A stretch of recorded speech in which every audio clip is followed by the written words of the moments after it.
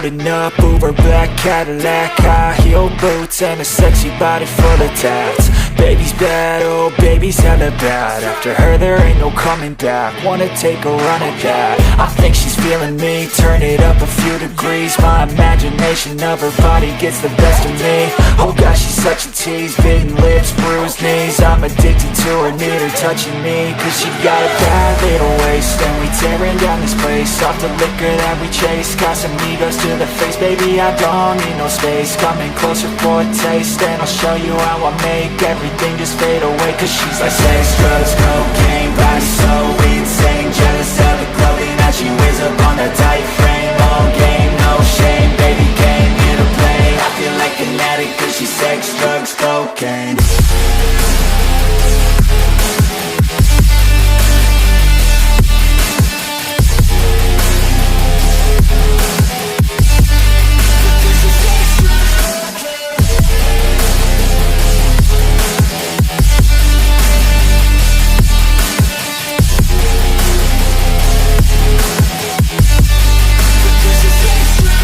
Got a fine little body and her mind's kinda naughty. They say that once you taste it, you cannot replace it. She could get you high, all the dopamine inside triggers fast once she's naked. Her body's a creation. They say the devil made her for his entertainment, but even he couldn't learn how to contain it. Her high heels make a damn good statement. There is no replacement, a body by Satan. Cause she got a bad little waist, and we tearing down this place. Off the liquor that we chase, got some egos to the face. Baby, I don't need no space. Coming closer for a taste, and I'll show you how I make everything just fade away. Cause she's like sex, drugs, cocaine, body so insane. Jealous of the clothing that she wears up on her tight frame. All game, no shame, baby came here to play. I feel like an addict cause she's sex, drugs, cocaine.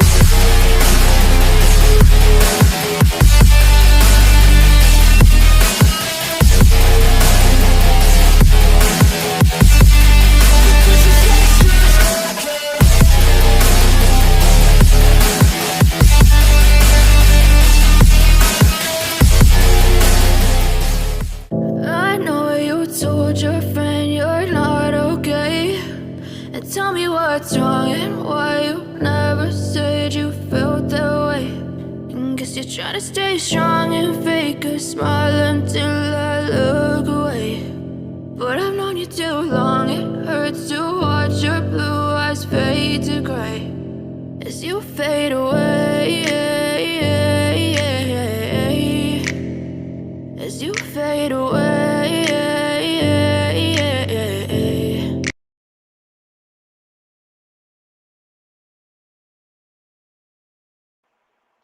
What's up, everybody? It's Thursday night. Where are you, and why aren't you here watching the omerglitch channel drawing, friends? At 6 p.m. Central Standard Time. Here with me, omerglitch, and let's welcome to the show our spotlight creator of the evening, Mr. John Colton. How are you, sir? Great, great. How you doing? Good, good. And let's welcome our. Thanks for having me. Go ahead. Sorry again. Oh, good to be here, and thanks for having me. I appreciate you being here. Thank you so much, too. And let's welcome on Dominique. She's going to be drawing along with us. Hey, Dom, how you doing? Hello. Just so you know, we're on the screen where we see your character. There you go. Now we see you. Just in case you're having problems like last time. So yeah, it kept turning it back on for some reason. I don't know why. Right. There we go. So John, I don't know if you've watched this show, but I usually just have people hanging out and drawing. Sometimes it's me by myself, and it doesn't. I just draw and invite people to come hang out. But sometimes we have guests and we spotlight their work, and you tell us a little bit about yourself and all that stuff. And I don't know if you did the homework, but did you prepare a funny, stupid story to share with us at some point? You don't have to do it now, for later. I thought about that, and the problem is, I was a corrections officer so long. I learned. So you have plenty of them. Well, plenty of them. I have a dark sense of humor, and so, these jokes are like food under communism. Not everybody gets it, right? And, so well, Well, you end up wanting to share one with us later. That'd be great. People think I'm joking about it, but I think it's good. I think it shows you're human, and it shows your sense of humor, whether it's dark or black or funny or white or yellow or whatever. I don't care. um, but it shows that you have a sense of humor, and people who often have a sense of humor are better off than those that don't. That's for sure. Let's see. Let's bring up John's campaign here real quick. I have the tabs ready. Well, we could just chit chat for a little bit. You want to tell us about yourself before we go ahead and throw up the campaign? Sure. Well, about myself, I'm a teacher now. I was, like I mentioned, I was a CO before, and then I was a police sketch artist and forensic artist. Did that for about 12 years, and now I'm teaching art at a local school, and writing and drawing comics. The comic book that I'm promoting right now, the Three Brothers Gruff, it's been a lot of fun because I'm only the writer on this one, and so I get to glaze my artist as much as possible and talk him up, and so that's nice. kind of been neat as far as going on shows and promoting the book and stuff, because it's different when you did all the art, and if you talk about how great the art is, you kind of sound like an egomaniac, but now I can say, hey, the art is amazing, fantastic, and and it's just paying him a compliment. Right. That's awesome. Welcome to the show, Cemetery Comics. How's it going, Sab? Hello. Sorry, I didn't want to interrupt there. No, you're good. You're good. So which comic have you done the art on? Because I know you got the Dracula one. Is that your work on the what is it called? Yeah, on Paul Dracula Bunyan versus Dracula. Yeah. I didn't do the artwork per se. I did do the cover art. The cover, yeah. And I did the layouts and some of the inks. Oh, nice. Nice. And so I kind of, cool. I had my fingers all over the place, but with this one, I just kind of I hired Vincenzo to do the art, and then I just let him cook, and and cook he did. Nice, nice. Now, real quick art teacher question, because I used to teach art too. Okay. I taught at a high school for like 7 years, and then I taught at the college level, I don't know, like 5 years, and university, college, and then I taught 2 years of like middle school, and those were the worst years of my life. And then everything after COVID was total poo. Yeah. How long you been teaching? About 5 years now. Yeah. So were you around during COVID? No. I came in after COVID. Yeah. My first year was the first year back in school after COVID, which was kind of a huge adjustment in and of itself. Right. Yeah, it had to be really rough, but you were new to it, so it didn't matter. You didn't know any difference, yeah. Right. But I'm sure. Yeah, I had a nice trial by fire my rookie year. Yeah. And I've only taught junior high, so every day is a little taste of the Lord of the Flies. Yeah. Yeah. Yes, sir. It's that's a good analogy. Even today, like right as the last bell rang, I broke up a fight, and that's how my day at school ended. Yeah. I did 1 year of middle school, and the first day of class, 2 kids got into a fight, and I'm just like, how? Why? Yeah, it just didn't make sense. Yeah, she went outside. She caught something at the corner eye, and she went, "Boo!" Yeah, Buddy and Cal. Yeah, Buddy and Cal went outside. Tiny and Cal went outside. I noticed he used the bathroom in the litter. Yeah. I don't know what. Sorry, let me mute Dom there. Dom, I muted you just so you know, so you can unmute yourself, and your screen went back to your picture. Yeah, so, and then of course, like if there's a fight or something, they kind of point the finger at you, and I'm like, it's the first day. How? What? I didn't. What? Yeah, you get admin. it's just the age that they're at, you know. It's like Yeah. I told the guys today, like, I said, if you guys were goats on a mountain, you'd be Yeah. butting heads right now to prove who's the strongest. Yeah. Yeah, they're pushing And, boundaries, see what they could get away with, especially in yeah. middle school, junior high. Yeah, they're kind of jerks, but you know, like they really are. They just say all sorts of weird stuff, and yeah. Well, it's a weird age because, you know, they've just learned that they can say stuff that is offensive and can get a reaction. Yeah, and they love getting reactions, you know. Yes, sir. Yes, sir. And it's like you have to hide it really well. Like most of the time, I want to laugh when they say stuff. Right. Like I want to laugh really bad because it's so stupid, right? And so you just kind of have to put on this weird face and fake it, I guess. I don't know. It's pretty funny. I did most of my time in high school, which was really awesome. And I did enjoy that. But after COVID, I was done. So I'm no longer teaching. I don't want to go back to teaching. Yeah, I'm kind of want to do my own thing, you know. Yeah, well, I feel like I have a little bit of an advantage because, you know, I worked in the jail for so long that I'm used to people cussing me out and threatening violence all day. Yeah. And so junior high is rather mild by comparison. Right. And, you know, a lot of stuff. It's funny. I'm watching Locked Up right now, and that reminds me of what you're saying. Yeah.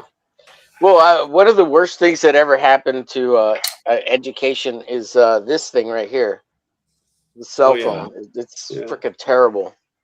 And yeah. And you know what? I would say this, John, like being an elective and teaching art, like for the most part, like it's a fun class. Just chill out. You don't have to just have a seat and try to draw something or paint something. If you're not going to follow the lesson or whatever, just hang out, have fun. It's an elective, you know. Right. Turn in what you can. Yeah. So I can give you a 70 and move on, and you have go have a great rest of your life.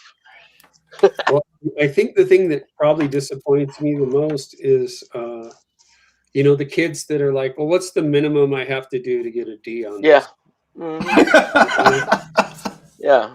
I'm just like, seriously, like it's art class. You don't want to try a little? Like, you know, you're not curious about yourself and what you might be able to do?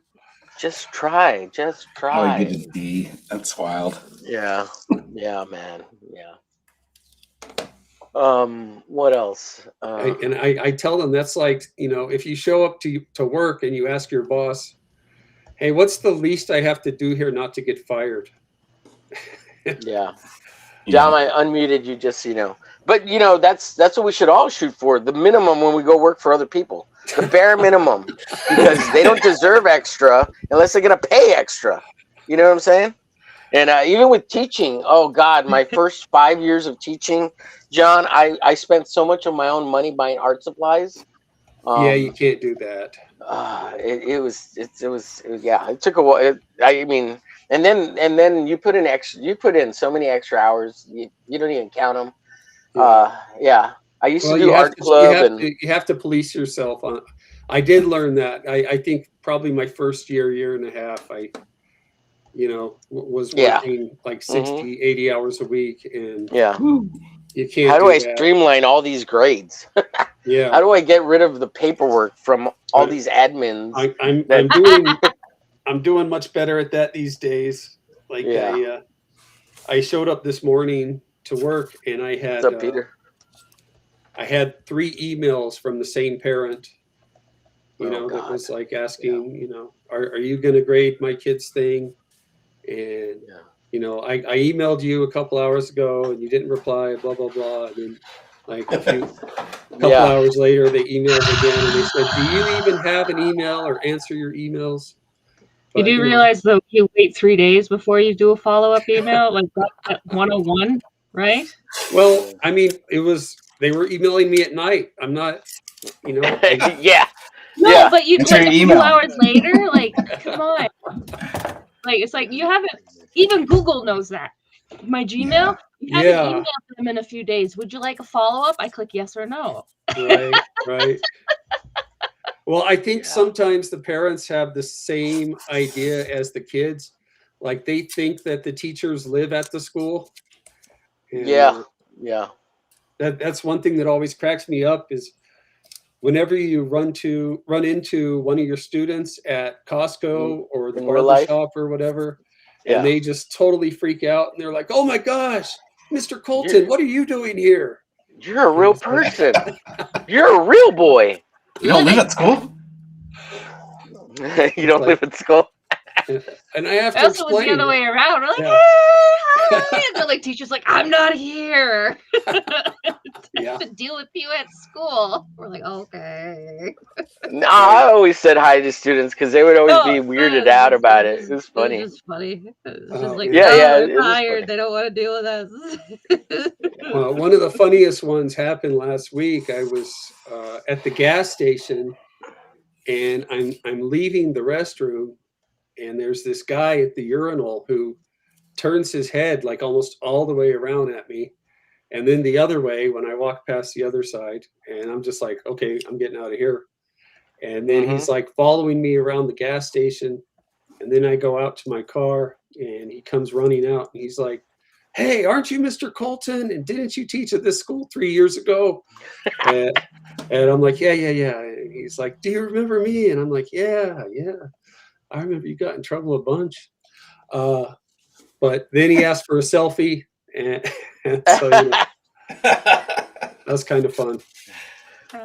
Man, I after years of teaching, I would get, you get kids coming back like, 5-10 years later, and it's like, "Do you remember me, sir? I was blah, blah, blah." I'm like, "No, I don't remember you." There's been thousands of students between you and the current students. It's like, and then I'm like, "Well, tell me more. Tell me about your name. Tell me where you kind of sat in the room. Tell me about your artwork." And like, then I'll be like, "Oh, okay. Yeah, I remember you, Nick. Yes. You used to sit over there. You're friends with Joey or whatever in that year, blah, blah, blah." It doesn't all come back to me that fast. It takes me almost the whole year to get all the names. And that's like everybody's names, like 120 people, Yeah. Well, So- what I tell them a lot of times is, if I don't remember your name, that means you were probably a good kid. Right. Because the only way I would remember is if I had to say your name every class multiple times. Yeah, it's either that or they were like the really good artists and you remembered them because they were really good of an artist. Yeah. We got a question here. Does Marcus know that his Twitter is hacked? I just got a suspicious DM with a link.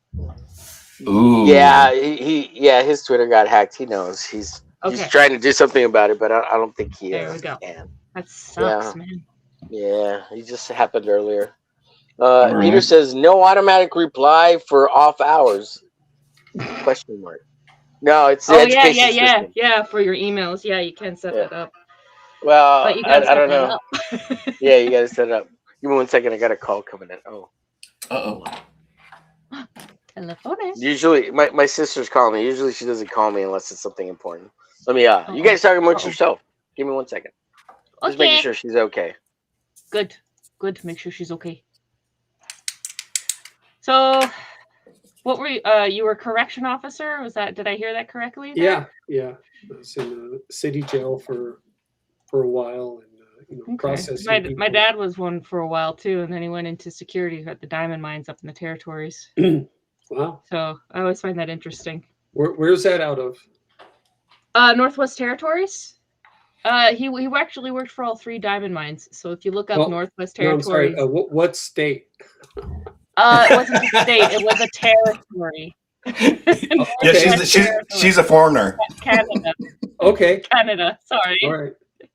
You got Alaska, the Yukon, and then the Northwest Territory, and there's diamond mines up there. Yukon, not Yukon. I was like, what? Yukon. So is that by the Alaska border? Yukon. No, Yukon is actually. You got Alaska, Yukon, and then the Northwest Territories. Okay. And then none of it. We're no longer Northwest. Yeah, I've only been to Alberta, so. Okay, whereabouts in Alberta? Calgary. Calgary. Okay. Yeah, I've been to Calgary. Was it for the Stampede? They have a No. summer Stampede. No, it What's wasn't that? for that. Maybe it should have been. But, It's just like a little fair festival with horses and cowboys and all that stuff. That's pretty much the cowboy state, as you guys would call it, but province. So I'm trying to real quick, answer Peter's question. Yeah, after COVID, Pete, I was done. Yeah. So just with teaching, I couldn't do it anymore. It's terrible. Yeah. I was done. I was cooked, overcooked. Paula says, okay, just want to let people know about Marcus's Twitter. Yeah, if you're friends with Marcus, be careful with any suspicious DMs from him because his Twitter was hacked. I already clicked on all the links, though. Oh, you did? Awesome, dude. No. Did you give him all your monies and your cryptocurrencies to the Norwegian African prince or whatever? You know it. Oh, yeah, I remember those emails. Hi, Carrie. Yeah. The Norwegian prince. Now, Mr. Colton, is there a link on your website to your campaign of the Three Brothers Gruff? Because I know the trailer's on there, but I couldn't find the link to it. Oh, the link to the campaign from the website? Yes, sir. Yes, no, maybe not.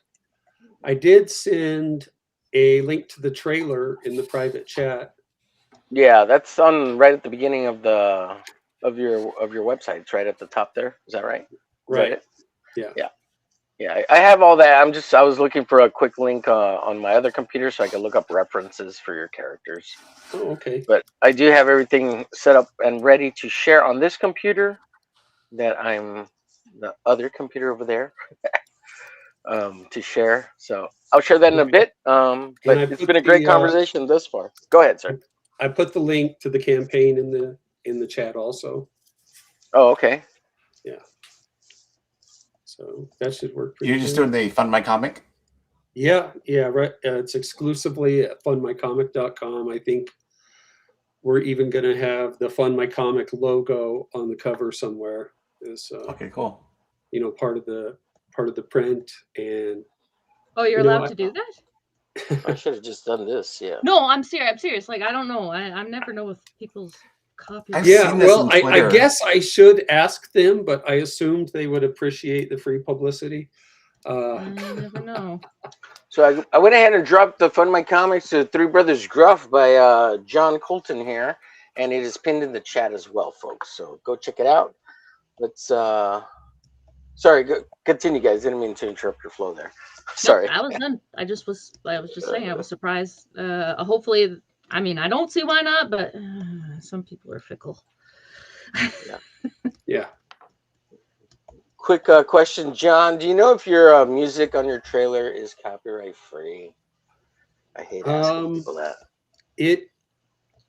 It might not be 100% copyright free. It was able to go onto YouTube with no copyright strikes. Yeah, just the copyright claim. Yeah. Yeah. It depends. There's certain things there's certain places where you the royalty frees and all that. You don't have to worry about it. So, because I get a bunch of copyright and it says user has allowed use of this song. Yeah. You're allowed. But no, because I have a subscription with Canva, right? And so instead of waiting for new songs to drop that are completely free for my short videos, I just upload all my stuff on Canva, throw a song on there, finish my edits, and it allows it. You know, it has all the metadata. All I can tell you for sure is it's played on like a dozen podcasts so far. Okay, so no and problem there haven't been any problems. Well, that's a good sign then. Yeah. So it's probably okay then. Yeah. So how many campaigns have you launched so far beyond this one that you're doing now? This is my second one. Okay. So Dracula was first? Yeah. Paul Bunyan versus Dracula #1 was first. Yeah. And I would be remiss if I didn't point out we reached a stretch goal. And so the first 50 physical backers of Three Brothers Gruff will also get a copy of Paul Bunyan versus Dracula #1. And that issue is 52 pages of art and story. And that is #1 of 5. Nice. Yeah. Very nice. You got 11 slots left for the giveaway there of that comic. Yeah. Carrie says they all look so happy coming down from the sky with their weapons. They're going to murder spree. Yeah. It's a good They come to pillage, treasure, and booty. Let's see. Well, you ready to share the campaign, John? Let me pull it up, and you can tell us a little bit about it. Now, the trailer on the campaign is different from the trailer that you sent me in the private chat, or is it the same one? It should be the same. We've had about 3 or 4 trailers, and you know, we might maybe look at 3 or 4 trailers tonight, but this one is I believe that's the same as the one I just sent you. Mute myself. Oh, right. Oop, muting. Sorry, I got disconnected there. It might happen, so I might have to switch over to the terrible Bluetooth headset, which everybody hates because I sound underwater. So let me move this to the back here. All right, here's the Fund My Comic. Everybody, the link is pinned in the chat for John's campaign here on Fund My Comic. 3 Brothers Gruff. Trolls, Troll Hunters for Hire. Troll Hunters for Hire. I love the artwork. You want to play this trailer here? You want to play this one here, John? Yeah, that'd be great. All right.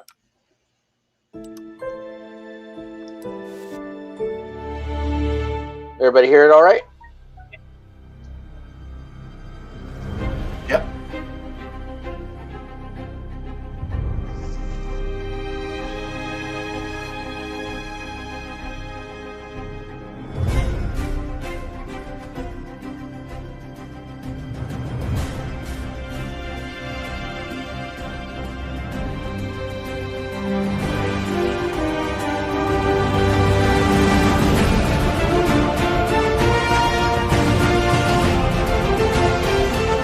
But this adventure will become the greatest of all time.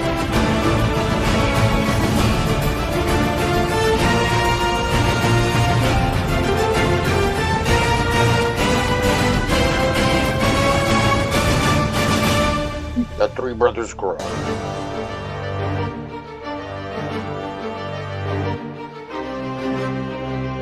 Applause, applause.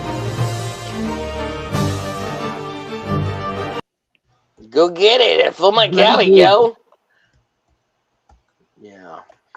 I hated it. Thanks for making me watch that. It's a joke, by the way. I'm kidding. Yeah, I got you.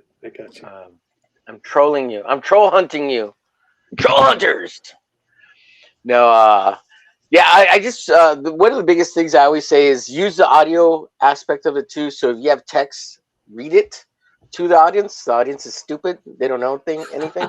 They barely know how to read. So really, yeah, they usually don't know how to read the comic either. So you might have to make a. No, I'm just kidding. Yeah.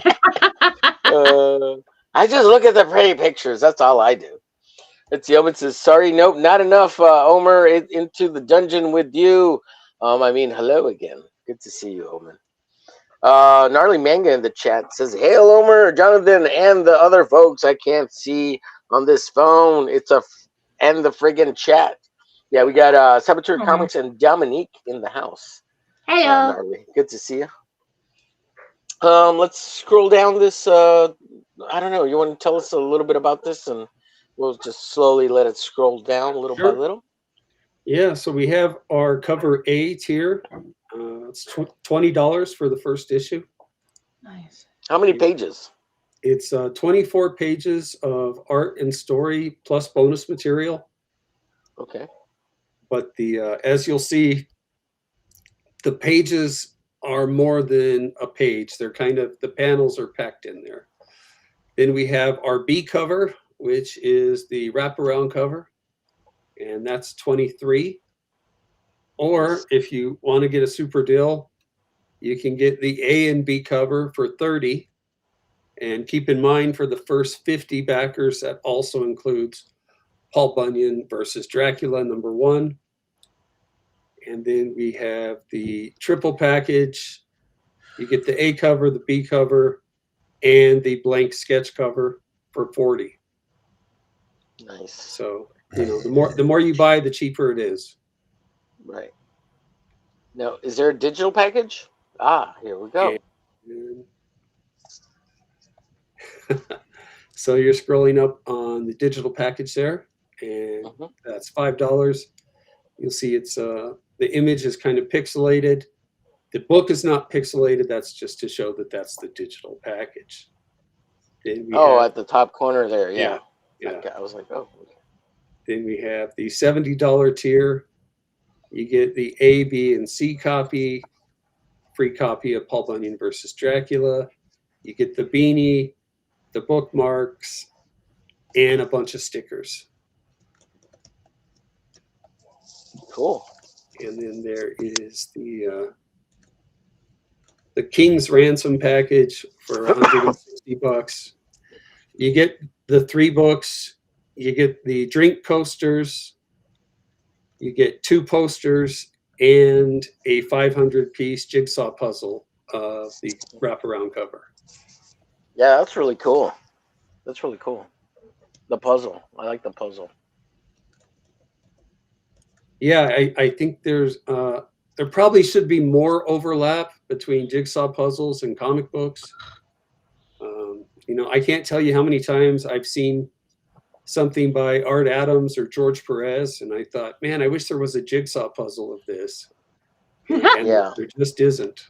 Totally. Yeah, I remember as a kid, once I got into comics, and every so often we'd find like Spider-Man covers that were puzzles, and they would be like twice the size of 11 by 17, something like 24 by 22 or something like that, and you'd have to do it on the table, right?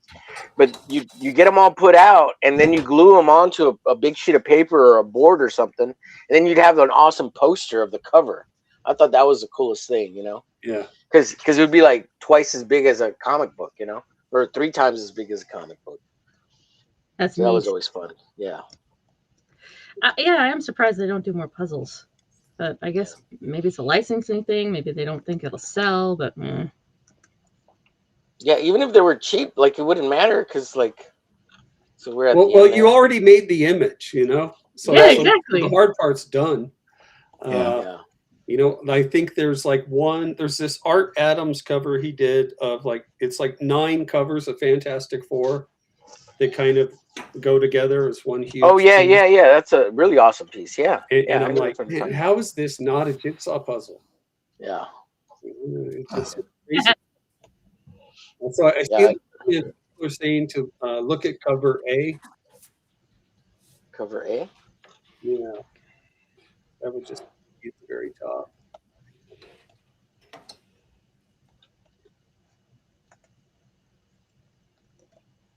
So they're saying look at the facial expressions, which I got to say is another thing that Vincenzo really just hit a home run with, because as I'm going through the pages and I'm looking at the subtlety that's happening with the facial expressions and all the acting panel to panel. I mean, he just, just really, he spared no expense of his own time and penciling efforts. It was, just magnificently done, and it really adds something to the story. And even on the cover, just every facial expression is kind of a clue, not just to what they're thinking, but who the characters are. Right. I love the artwork. I really do. Yeah, it looks fun. It looks like a very fun action adventure comic book. Yeah, very cool. And I think if I was, going to give you the shorthand of who the characters are. Oh, okay, yeah. Let us know who the 3 of the brothers are. 3 of these brothers are. So it's a little. Okay, I guess I'll compare them to the A-Team. All right. Okay, sure. I'm assuming everyone's watched the A-Team at least once, but maybe not. But the oldest brother, Magnus, is the biggest, and he's the one in the back. But he's kind of more like Hannibal was to the A-Team. He's the strategist. He's the planner. He's also a blacksmith. He's the one who makes all their weapons. And he invents some new weapons and new things that we kind of see along the way. The middle brother, Eric, is in the foreground with his hand coming towards us, and he has the long sword. And he is kind of, I guess, the B.A. Baracus of this group, in that he's a whirlwind kind of destroyer, the greatest swordsman that anyone's ever seen. And then William, who is the youngest brother and the one throwing the knives, he's kind of the face man of the group. He's the womanizer. He's also the youngest. He's my favorite character already.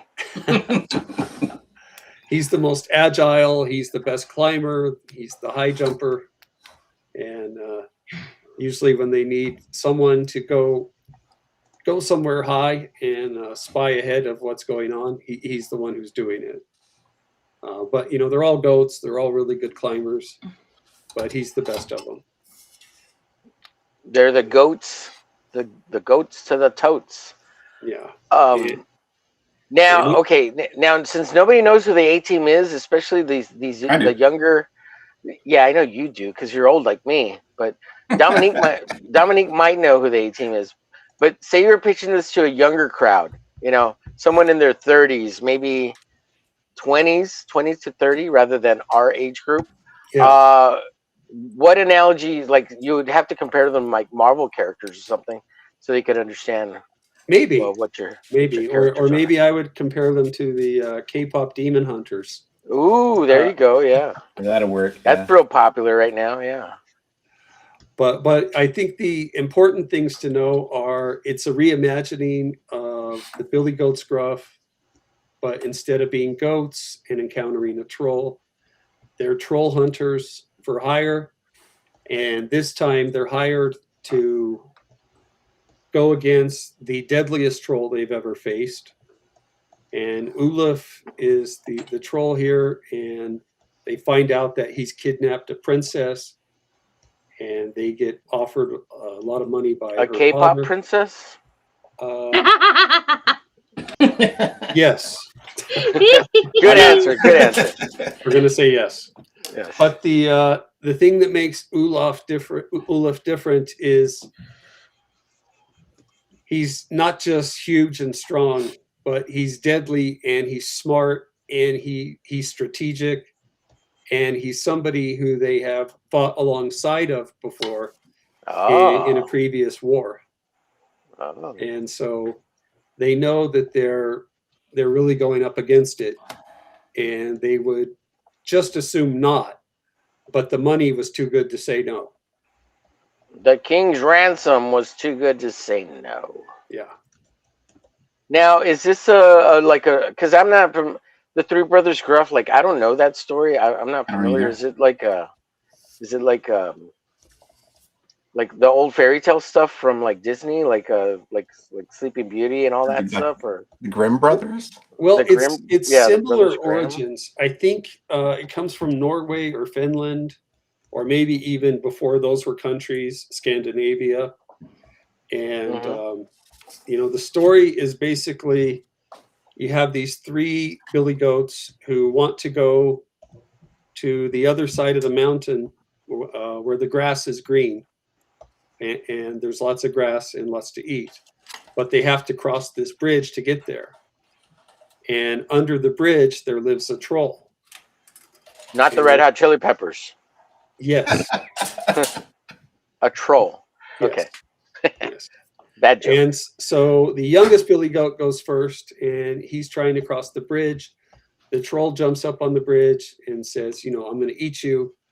And the littlest billy goat says, well, don't eat me. You want my bigger brother. He's going to be much more appetizing. I'm just very small and tiny. But if you wait, you can get a bigger meal. And so he, he lets the littlest brother go by, and then he waits. Then the middle brother comes up, and Troll jumps up and says, "I'm going to eat you." And he says, you don't want to eat me. You want to wait for my bigger brother. He's the biggest of us all, and he's going to make you a nice, good meal. And so the troll lets the middle brother go by, and then the biggest brother comes up on the bridge, and the troll says, "Oh, there you are. Now I'm going to eat you." And the biggest brother says, "Well, I'd like to see you try." And so then he headbutts the troll and kills him, depending on which version you're reading, either on the bridge or he knocks him off of the bridge until he falls to his death. And that's basically the story of the three billy goats Gruff. And then they, the three brothers go graze on the other side of the mountain, and they get all the grass they can eat. Nice. And all the hot babes that frolic over there in the grass. Exactly. Right? Now, what's kind of unusual about it is that it's a cautionary tale for kids, right? Like a lot of these stories. But in this case, the idea is you don't want to be the troll, right? It's like if you have something good, just take it. and don't wait for the next better or best thing. I guess kind of a one bird in the hand type of story. Yeah. Interesting. Or what so is that was it? The original lesson for that story? Really? Yeah. Yeah, allegory. Because I've heard of the story, but I never knew the lesson of it. I was like, oh, okay. I thought it was, think smart to try and get out of sticky situations, but seize the opportunity, I guess, was there could be multiple lessons there. I was thinking good things come to those who wait. So if you wait for the last brother to eat him because it's a bigger meal, that's delicious. But he dies. Oh, he died. You're right. That didn't work out. Yeah. Interesting. And it was one of my favorite stories as a kid, and I had been reading it to telling it to my girls at night, and acting it out and being all the characters and stuff. And eventually, I just started putting some twist on it to make it more interesting to myself. And I think I probably was inspired by the Todd McFarlane Twisted Fairy Tales toy line. And if you guys never saw that, he had a series of toys that was like The Wizard of Oz and Little Red Riding Hood. But Little Red Riding Hood was like wearing black leather and kind of like a dominatrix. I remember it. Yeah, I slightly remember that. Yeah. Yeah, and then the big bad wolf was also kind of like this super werewolf character, and but he never did anything with the brothers Gruff, so I figured I better. Or Paul Bunyan. Yeah, Paul Bunyan. Now, real side question: what made you decide to put Paul Bunyan versus Dracula? That's kind of neat. It's kind of neat. Yeah, thanks. I thought so too. That actually was an idea given to me by my son. We were watching a documentary about classic movie monsters. And they were going through, the history of movie monsters and talking about Dracula, the Mummy, the Creature from the Black Lagoon, the Invisible Man, Frankenstein, King Kong. And at some point I turned to my son. I was like, "Hey, this is pretty cool, isn't it?" And he said, "Yeah, it's pretty cool." He goes, "But I don't think any of these guys could beat Paul Bunyan." And I was like, that's a good point. You're probably right. And I was like, that's also a good idea. And so I started to Google it, and I was like, surely someone has done Paul Bunyan versus Dracula before. But I couldn't find it anywhere. So I was like, well, I guess it's my job now. Time to put this out into the world. And, it was kind of interesting as I was writing it to see where it took me. And the first thought was, well, what if Dracula visited, the Americas? Like, what if, the story continued? The Demeter. Yeah. And, who might be trouble for him? And, Paul Bunyan, well, the first thing I had to do was shrink him down to size. Because if you know the legends and the tall tales, at one point he forgot he was dragging his axe behind him, and that's how he carved out the Grand Canyon. I couldn't quite have him that big, or else the fight would be over too fast. And so basically, I shrunk him down to a Game of Thrones size giant, and made him the last of the Nephilim. And so the subtitle is Paul Bunyan versus Dracula, Nephilim versus Nosferatu. And it's also kind of a love story in the sense that Paul Bunyan and Dracula are basically keen on the same girl. And so that's what puts him at odds. What was Paul Bunyan's story? I forgot. Was he like that Canadian dude dragging that axe around? Yeah, well, he was a giant and a lumberjack. And, he cut down trees, right? Yeah. Yeah. If you, what I found was interesting about it as I was doing research is technically both Paul Bunyan and Dracula are based on real people. Yeah. If you, if you look at the Vlad the Impaler. Yeah, Dracula would be a literary incarnation of Vlad the Impaler, and Paul Bunyan was supposedly based off a real French lumberjack back in the frontier days, who was a giant of a man, and the tall tale just grew taller and taller. Now, what made your kids say that? Was he a big Paul Bunyan fan, or you guys have a fan club for Paul Bunyan, or like you guys got like Paul Bunyan posters at home, or what happened? No, I think he had just seen the classic Disney cartoon about Paul Bunyan. That's right. Okay. Yeah. Disney did a whole bunch of those. Yeah. Paul Bunyan. Isn't there a song? I want to say, isn't there a song like something in the great Paul Bunyan? I don't know. Yeah. No, I think that was the melody from something the Disney along show. Those lines. Yeah. I can't quite remember it, but yeah, he kind of gets underserved nowadays. So yeah, didn't Paul Bunyan? He's the one who wears the red plaid, right? And yeah, his plaid. Yes, I remember. Yeah, the red plaid. Right? Oh God, I gotta look it up now because I'm trying to remember. Like I remember watching all that stuff as a kid. Yeah. Doesn't he have the blue ox? That's Paul Bunyan, right? With the blue ox. That's him. Yeah. That's correct. Yeah, Babe the Blue Ox. And Babe is in our story. Nice. And kind of a super important character. I didn't know he was French. He was French. I thought he's Canadian. He's French Canadian. Yeah, I think it depends. Like I think both Minnesota and Michigan and Canada lay claim to him. So it's been all over the place.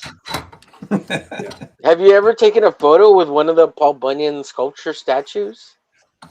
No, I haven't. I haven't come across one. Because I remember those were like a big deal back in the day. It's like, oh, we got to go to, and we got a photograph with Paul Bunyan, blah, blah, blah, in Utah or whatever the hell, Really? Yeah. I don't know. It was wasn't it part of the Route 66 or something? I want to say there was a Paul Bunyan museum. Anyways, that's pretty cool. Yeah, I like that idea. I like the Paul Bunyan Dracula thing. Thank you. Yeah. All right. Let me stop sharing this. And speaking of Paul Bunyan and Dracula, let me bring this tab up. We'll share this one. This is the Indiegogo you had for the Paul Bunyan Dracula storyline. Yeah. And the art looks awesome in this. It looks really good. Oh, beautiful. Yeah, it's really nice. But the new campaign is the Three Brothers Gruff, guys. But if you get that right now, he's got 11 slots open, and if you guys can get this book at the same time. Now Beautiful work.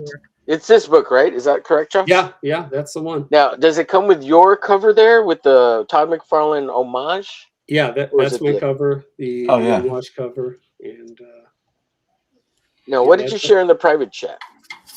That's a trailer for Paul Bunyan versus Dracula.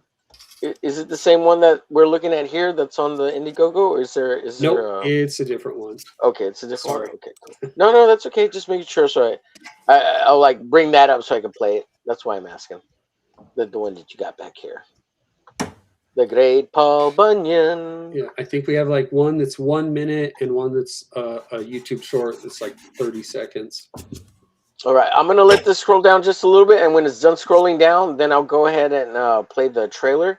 Sure. And let's see, we got some people in the chat here while that's scrolling through, so you guys can check out the previous campaign there. Or is this still ongoing? Can people go buy it there if they wanted it to? No, the only way you can get this now is to back Three Brothers Gruff and get it as a bonus. Gotcha. Very cool. Oh, did you do that Vesuvius Man cover also? Yeah. With the Dracula? That's pretty rad. Thank you. Let's see. We've got Carrie says there's no link. I did put the link. Yeah, and then you said thank you. Awesome. I'm just trying to catch up to see where I was. Carrie says they all look so happy coming down. We read that one already. To Gnarly Manga. Okay, we got Carrie says stop. Hey, you guys, says Scribes Comics. What's going on? Good to see you, Scribe. Carrie says stop scrolling. Go up to cover A for a second. Okay, we were at that already. Look at the facial expressions of the characters on cover A. Carrie's so mystified by the fact that they're smiling, but it's because they're having fun. It's a fun adventure book. Yeah. We're gonna go hunt some trolls, Gary. Haven't you ever been excited about hunting trolls? Jeez. Troll hunter, bye. Yep. Peter says the music is copyright free. I've used it in the same track. Awesome. Thank you for letting me know, Pete. Carrie says, look at the smiles. Carrie says, Omer just wants the boobs. Is there boobs? Right. Oh, shit. I moved the mouse to try to move it down. But yeah, where's the boobs? No, I'm just kidding. Let me play the trailer here. Let's see. Oh, this is a short trailer for him. Is that what you're sharing, John? Yeah. Okay. Let me bring it back to the beginning here. We'll give it a like as well. And hold on, let me see. Okay. Dracula comes to the new world, finds a woman who reminds him of his lost love. He will now live without her. He takes her. Alas, Molly is Paul Bunyan's childhood sweetheart. He's just acting for trouble. Paul Bunyan versus Dracula by Guilty Comics, live now on my comic. Only by buying Three Brothers Gruff. Yeah. Excellent. Yeah, very cool. That was fun. That's great. Yeah, I like that music. Cool. That's the classic music, you know. Yeah. Kind of thing. But I wanted to get down to we got One Gun in the chat. What's going on? Getting Taro Boshin Woon. Yeah, One Gun. I don't know how to speak whatever it is, your wasabi language there. What's up? He says. But good to see you, One Gun. Hopefully One Gun we'll get to stream with him sometime, and I'll get to stream with him. He's got like 20 billion subscribers over on his channel. He's like a multi-millionaire over there with his 20 billion thousand subs. That's sweet. Can we go hang out with you, One Gun? Jeez. He's doing like 3D animation stuff. Like, I'm gonna teach all the peoples how to make their own cartoons and video games. I'm just like, I hate you. But I love One Gun. He's such a great artist. So hopefully he'll get to come hang out over here sometime. Who's ASMRing? Dominique, are you ASMRing? She's talking to herself. She's singing. Let's just listen to her sing. Is it picking the wrong mic again? Son of a bitch! Oh, jeez. No, we didn't hear anything, Dominique. When's the album coming out? Speaking of K-pop Demon Hunters. Yeah. You know, I've watched K-pop Demon Hunters twice. I don't understand. I love it. It says I'm muted, though. I don't get it. Oh, I unmuted you earlier. You're not muted anymore. Not here. No. I'm literally... See that? Can you see the red? That means I'm muted. Oh. And I'm looking at my OBS. It says my video device here is muted. So I don't know where it's picking me up now. Oh, maybe it's the webcam. No? Yeah. Let's see. Ardwar says, and he's still grieving over losing his sister Ola and Jabba's sadistic hands and the Rancor's mouth. Sadistic. Like Sadictics. Anyways, Omer wants the boobs. Is there boobs? Yeah, is there boobs? Is there three ladies, Gruff? In Three Brothers, Gruff? I mean, are there three brothers? Are there three ladies to the three brothers? Well, you know, one of the hallmarks of being a satyr is they're kind of known for being womanizers overall, and there are lots of female characters in the book. You know, you saw some of that in the trailers. Very cool. How about now? I'm going to hit the mute button. Can you see it? Okay, try it. It's not on. Try it. Well, when you say we can't hear you. Now you're actually muted. Yes. Oh God. It reset. Oh wow. It was picking it up from this. Yeah. On Restream. I don't know how. It's never reset before. So why today? Restream is so weird. It does such weird things. Oh, yeah. I have to like double Restream check every time things. now. Are you kidding me? Ah, sorry. Yes. I'm muting. It's fine. We got 11 beautiful souls watching. If you're new here, please like, share, follow, subscribe. Also, consider giving a like. It's a quick, simple click of the button. At the same time, if you get a chance, if you go down to the bottom. Omer got kicked out of his own stream. I'm sorry, guys. I feel so bad about that. That means I was talking when you were talking when I thought I was muted. Oh. You poor people having to deal with me. It's a good thing it's only 11 of you. I'm so sorry. I'm so sorry. I'm gonna have to mute her again. Am I gonna have to mute her again? Yes. I got kicked again. Sorry, guys.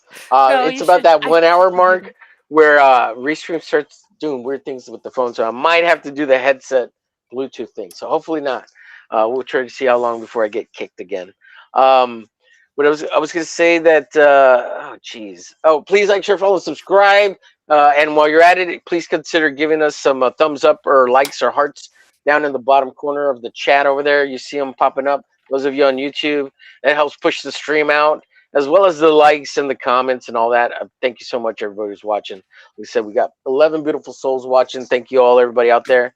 And if you got extra fundage or you just need more comic books in your life and you don't have any money, make sure you go through your mail and look for all that junk mail. And if there's something from Capital One or MasterCard or a Diners Club, go apply for that credit card. Get that credit card and max it out to the fullest extent over on John's Fund My Comic of Three Brothers Gruff, and just get the big package. It's okay. If God says you could go get that credit card because they approved you, it's their problem, not yours. Just take all that money and run, and give some of it to John. And if you could consider giving some of that money over to Shadowhawk for his GoFundMe because he's got a bum leg. We'll help him out, and if you're so inclined, go check out Donnie Boy's Roof Fund and send him a couple of bucks over there too. But make sure you go back Three Brothers Gruff first. At the maximum package, get everything you can over there. Give him the $4,000 he needs to have a better comic book life. It'll be great. Wow. Okay. Appreciate it. Yeah. Oh, the other option is get a third refinance mortgage loan if you have a home. Yeah. And go give John that money too. Might as well. Yeah, might as well. Yeah. Let's see what's up, Will. What's happening? Pimps and pimp bets. Oh God, Will, please, smoke less. Smoke less of the Mary Jane. Just because it's legal in your state, you can walk down the street and pick it up at your local dispensary right around the corner there. Doesn't mean you should do it every day. Oh, jeez. And again, Three Brothers Gruff is pinned in the chat as well, folks. And again, thanks everybody for watching. We're an hour in, John, just so you know. Time flies by here because we have a lot of fun for the most part. And I still have more stuff to share from you, sir. Let me share these briefly. If you want to say anything about them, please feel free to chime in. Let me see here. We got this here. Let me double check my tabs here. So if you guys want to know more about John and his comic books, check out coltoncomics.com. I believe that's what it is. That's a great cover. Correct? I've seen this on X. Seen it on X, folks. On the X. And this is a trailer we played earlier. Yeah, lots of fun. I really like the young, the mainly because of the color scheme, the blue and the red. It's so Spider-Man-y that I've been drawn to that character, the younger guy. Wow, that's fun.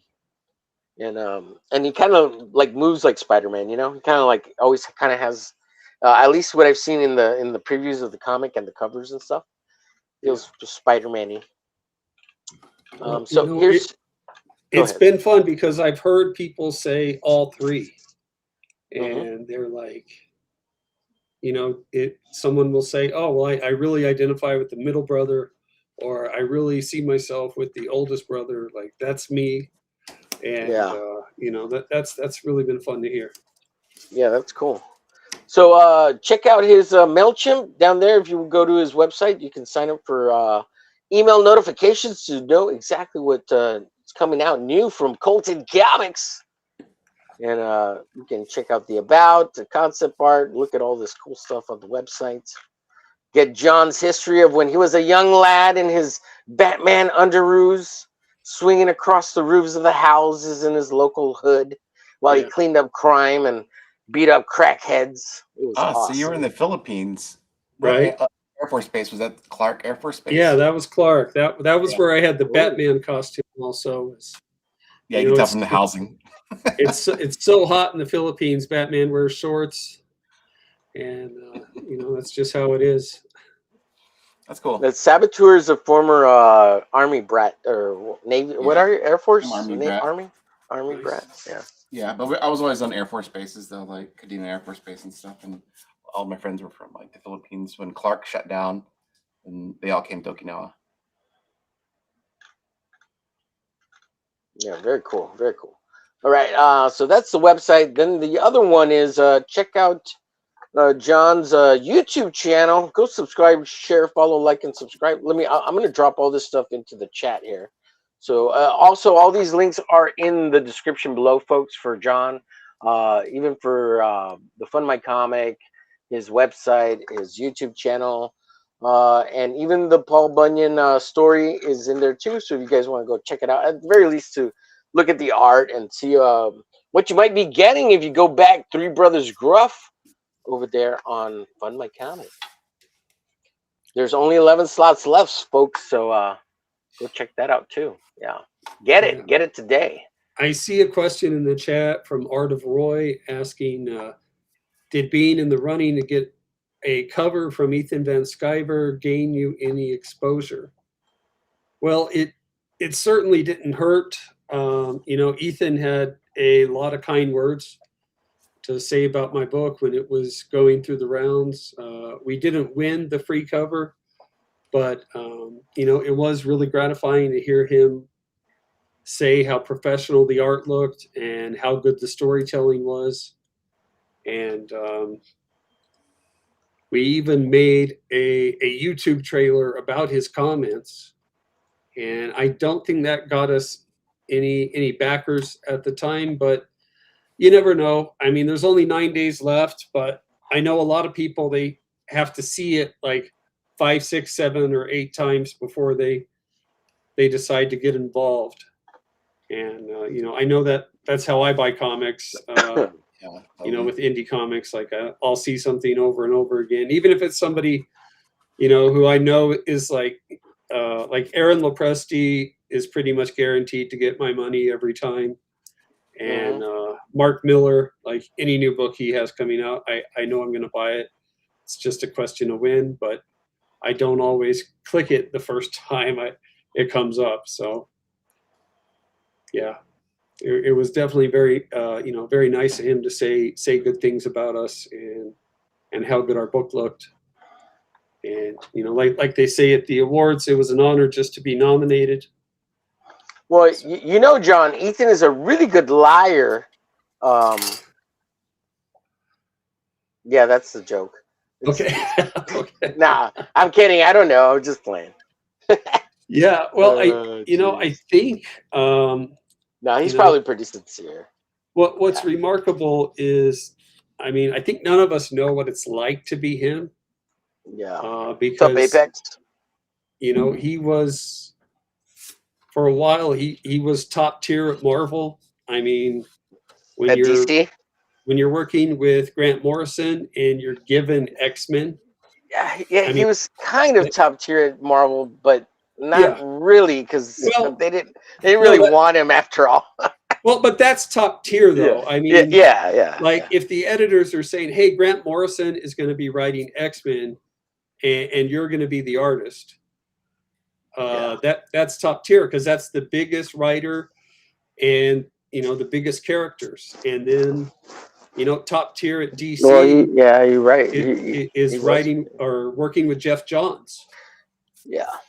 And then, you know, to kind of have all that taken away from you, you know, because you voted for the wrong person, it's pretty crazy.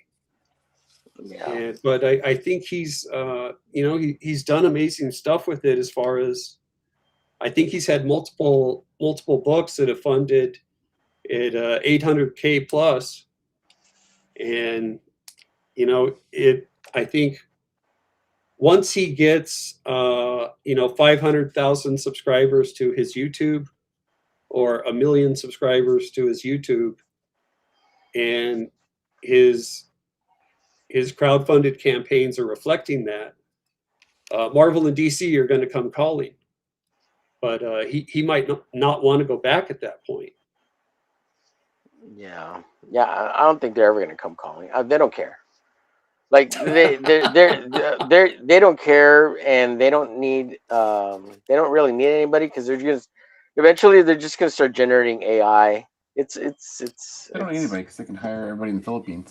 Yeah, they're going to hire, you know, everybody out of Brazil, and you know, Yeah, well, I think they're probably done with America. You know, I think they're done. Yeah, it's too expensive. You know. Yeah, well, I think a lot of companies feel that way these days. It's kind of unfortunate, but yeah, it's just the spicy times we're living in.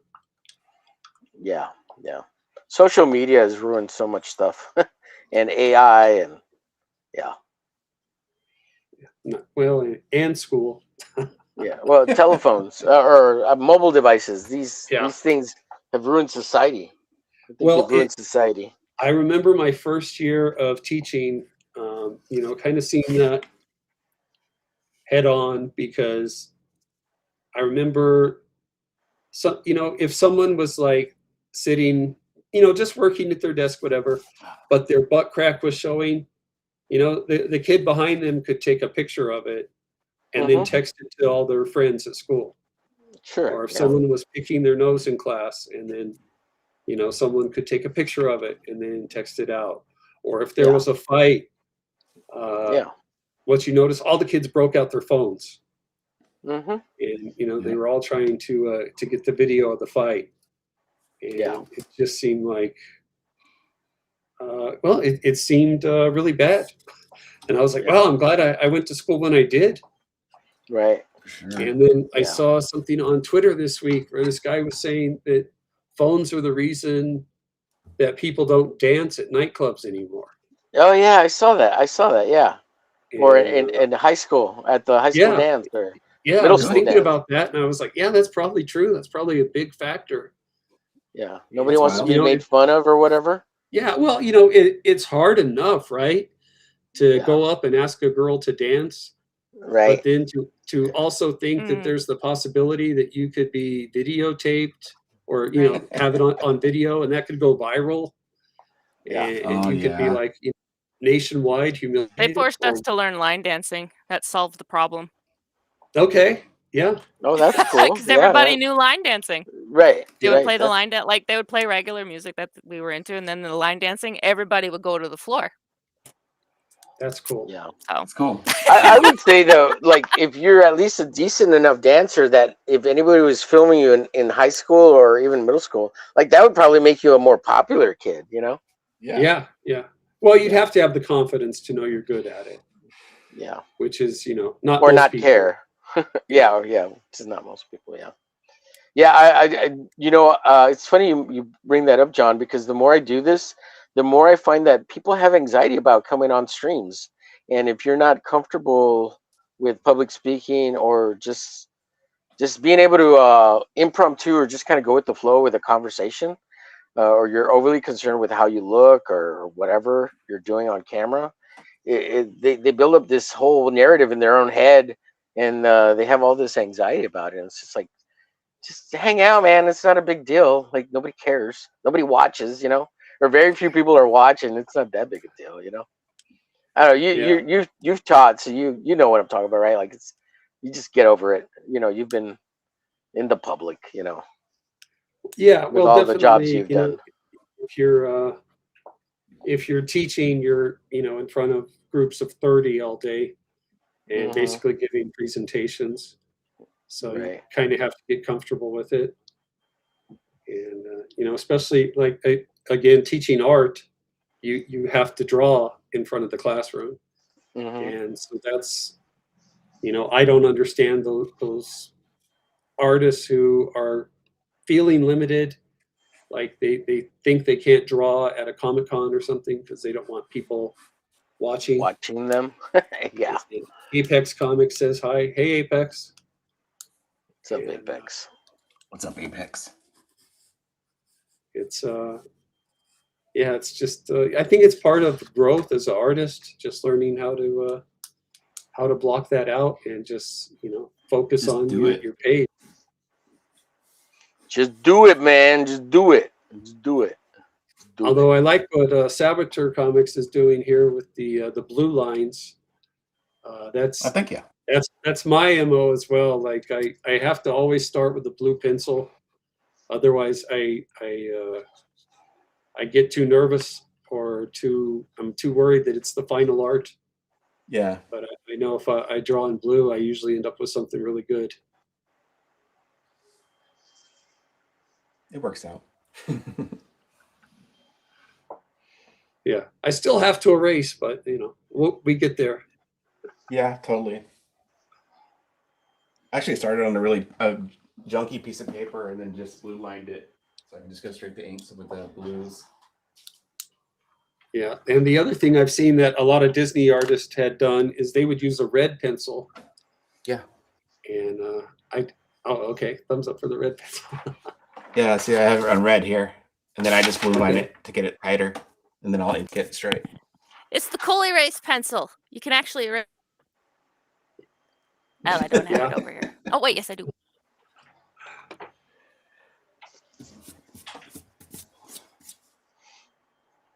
Omer, is your mic dead?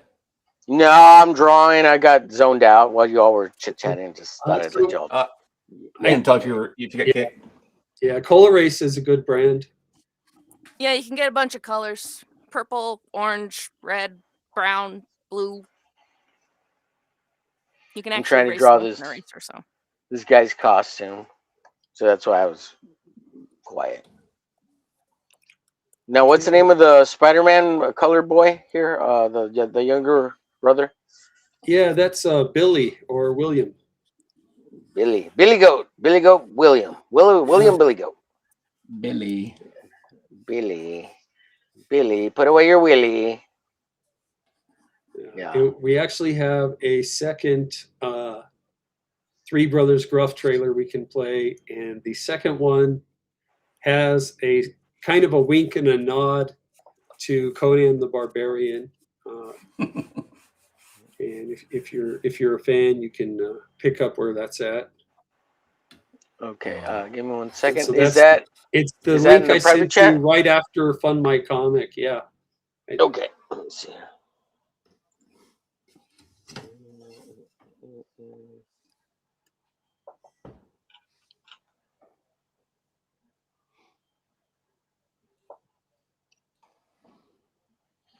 Is that in the private chat or is that Yeah, on? private Oh, chat. there it is. I see it. Sorry. Yeah, the one Yeah, right I after found the it. Fund My Comic link. Oh, okay. Are you going to narrate this to us? No, someone else will.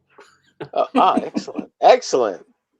I was just making sure because that's that's great. That's great. Between Everybody see the it? time when the bridges spanned forgotten rivers and the rise of petty kings in shadowed halls, there was an age undreamed of, and unto this age came three brothers, the gruff, mighty satyrs, troll hunters renowned across the wilds, destined to face the foulest beasts and unravel treachery in gilded courts. It is I, their chronicler, who alone can tell thee of their saga. Let me tell you of the days of high adventure.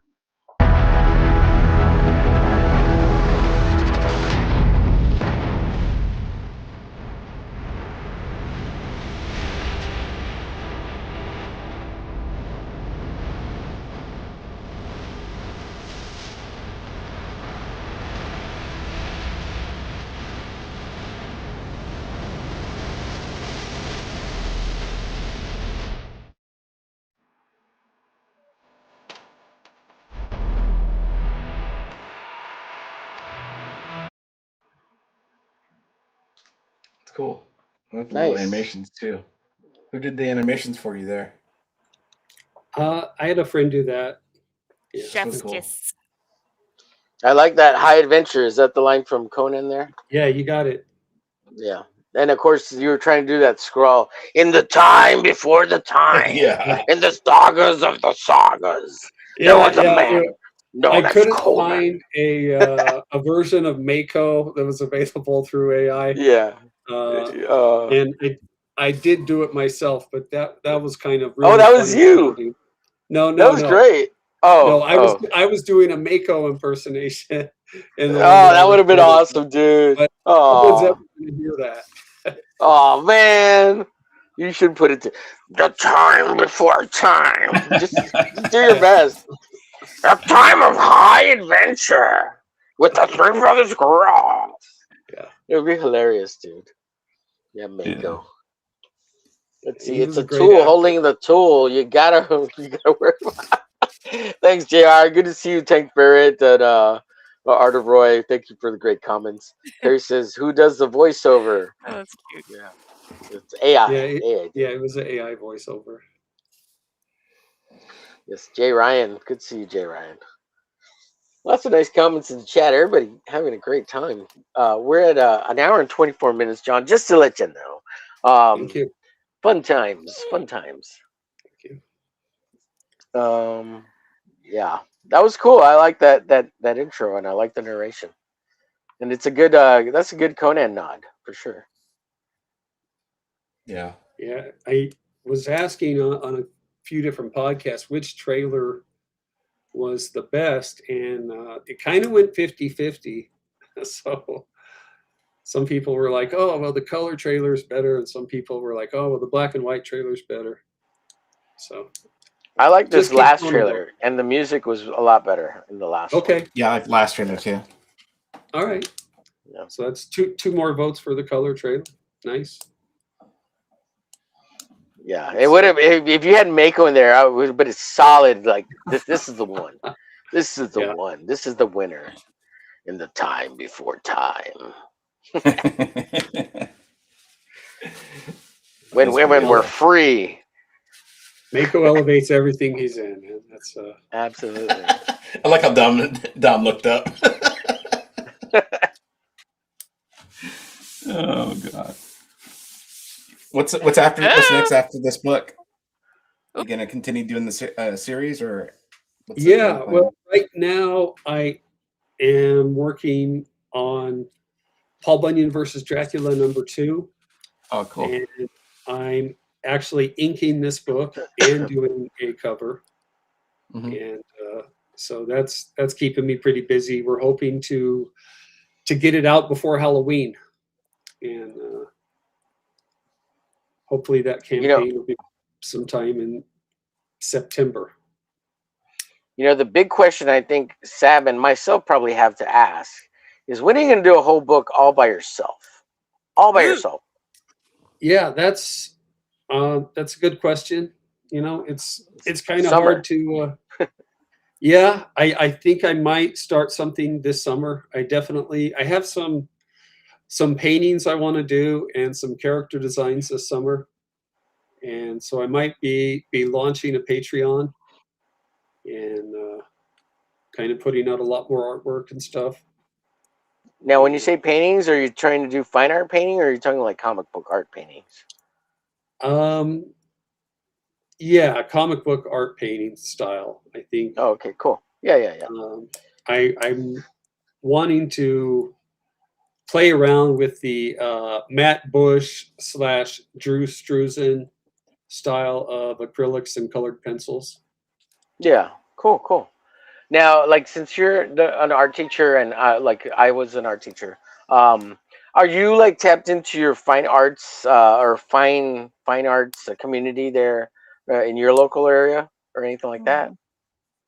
Well, a little bit, as or are far you into as getting my students involved in art contests and things that are going on in the area. Oh, sure. But was there something not for more yourself specific? personally? No, like for yourself personally as an artist or anything like that. Only because I ask because I really hate it. I really hate it because it's so bourgeois BS, highfalutin. They think they're something, at least locally where I'm at, it was just obnoxious. They're just like, and they look down on comics or kind of more mainstream commercial art, sticking their nose up to all that kind of stuff. They're just kind of like, I don't. It's interesting that I feel like that market kind of splits two ways. Yeah. Like they're either really into like Thomas Kincaid style right. They're buying AI art because they think it's new and cool and it's going to go up in value. Oh, that's so weird. Yeah. Oh, no way. Yeah. Let's go sell them some. What were those Bitcoin art things that they told they don't NFTs. Yeah. Yeah, that was so weird. Yeah. That's all done, right? NFTs are done, right? Some money. Yeah, they did make some money. Yeah. I didn't sell any NFTs, man. I wish I had. Who knows? Yeah. Seeing how much stuff was going for. Wasn't it just in and out $1 million real quick? A GIF, and you're like, cool, I bought a GIF. Yeah, it's so dumb. It was so dumb. Yeah. I guess that was kind of my own limitation or shortcoming. Like I just kind of saw it like, oh, this is so dumb. Like it's Yeah. So did I. Yeah. They're paying this much for ones and zeros. Like it's just a bit of code. Yeah. But no, you officially own those ones and zeros. Yeah, if I can go back in time, I would probably try to sell them. Not gonna lie. I think I did. I think I did try looking it up to see if I could do it, and I was like, "Nah." Yeah, I did look it up too to see if I could do it, but you had to get in early on. Like by the time the hype was done, it only lasted like a year. It didn't even last that long. No, it lasted a while. It seemed. Really, I don't. I think I saw it like last year, like still, and I was like, "There's no way." Really? Huh. I'm so out of touch. Maybe I'm a little bit of out of time too. Get it? Never know. Get it? There's a song. I'm out of touch. and out of time. Oh God. Never I mind. think Go ahead. there was an NFT that Jake Paul sold, or it was an NFT of Jake Paul in Yeah, I think that was it. 2021. Uh-huh. It sold for $10 million. Oh God. And who knows how much it's worth now? Zero. Bupkis. Zero. Yeah. Well, there's the NFTs that Todd McFarlane was offering with Spawn. You remember those? Yeah. Yeah, I have a vague recollection of that. Yeah. And if you signed up for something, you got one free. And I signed up for it, and I have it somewhere, but like it's not worth anything. It's not worth anything. Did you lock it up? Did you hide it so that nobody could steal your NFT? I just know it's in an email somewhere. Oh, God. So it's probably like the link's probably dead, doesn't work anymore. Can't get it. Yeah. Oh God, do I have to add this guy to the show? Should I? I don't know. It depends. Is he high? Or not if you're high. Yeah, he said welcome to the show, Will. What's going on, Will? And I never get that high. High on life, baby. High on life. It is my birthday.